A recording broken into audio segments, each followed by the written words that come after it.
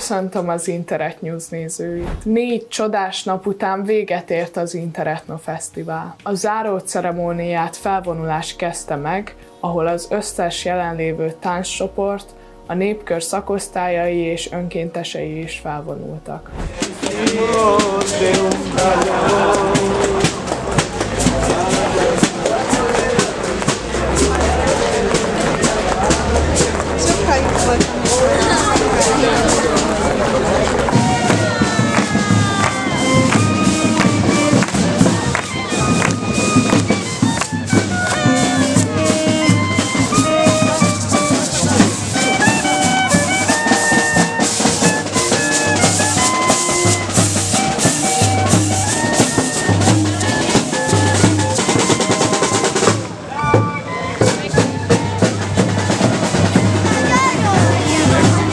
A ceremónia után a Népkör Fesztivál záró buliján a lumadui, majd a szardíniai táncosok biztosították a szuper hangulatot. Még egy sikeres Interetnót tudhatunk a hátunk mögött. Jövőre várunk titeket a 25. Interetno Fesztiválra. Köszönjük, hogy követtétek az Internet News-t. Hamarosan új formátumokat osztunk meg, ezek a Szomjótószék, Backstage Brigád és a Népkör podcastje. Sziasztok!